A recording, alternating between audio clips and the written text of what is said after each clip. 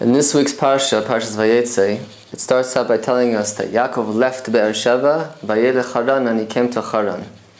This pasuk in Aleph goes on to say that Vayikach me'avnei hamakom, he approached a certain place and he took the stones of that place, Vayasem ereshosav, and he put them beneath his head.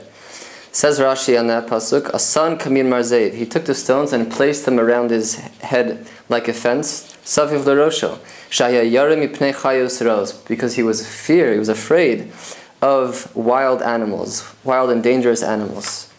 So the question is really screaming out, is it possible for a person to protect himself from wild animals just by guarding the head? Doesn't a person need to guard his whole entire body? You have a deep sea diver who's jumping into the depths of the ocean where sharks could be roaming around. The guy needs to go into a cage. Merely protecting his head is not going to do him much good. Let's try to understand Yaakov's intentions here. There must be something deeper than what we're reading here in the Chumash. The Tanya teaches us that the main part of the body where the soul rests is in the mind. And that is because that if a person is thinking on a specific thing, a specific idea, his whole entire being, all his emotions are in that exact spot.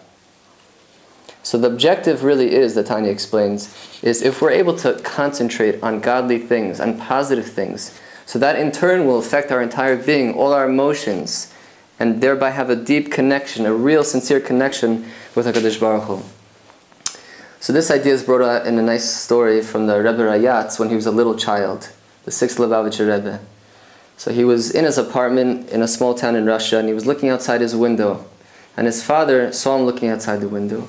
And he went up to him and said, "My sweet, sweet son, I would much rather you be outside in the street, in the marketplace that you're looking at, and looking inside the house, than you being inside the apartment, our house, and looking outside on the street." And what's the reason for that? And it's a deep thing that he's saying. Because it doesn't matter where a person is physically. He could be in wherever he is. If his mind is focused and clear and connected to HaKadosh Baruch Hu, to true reality, to the beauty of Hashem in the world, so he's going to be in a very secure place. And so Yaakov Avinu, in the beginning of the Parsha, that's where he was at. He was leaving from a place of Kedusha. He was in the apartment. He was in a place with his parents, Yitzchak and Rivka, who were true tzaddikim, the Gdolei Hador. And now he was leaving that place of Kedusha, Eretz Yisrael, to Chutz La'aretz.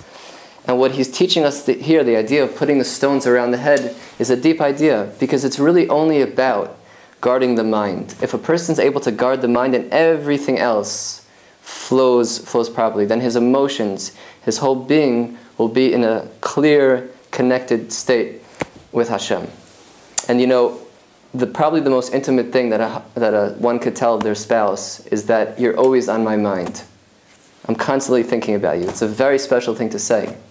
Because I don't care if I'm in the work, I don't care if I'm in the field, I don't care if I'm on a business trip, but if you're always on my mind, that's what truly matters. And if we say that to HaKadosh Baruch Hu, Hashem, you're always on my mind, and that I'm trying to see you within everything that happens in my life, your hand, your beauty, and everything, then ultimately we're going to live a life of Kedusha and live a life after our forefathers, Avraham, Yitzchak, and what Yakov here is teaching us. Good Shabbos, good Shabbos.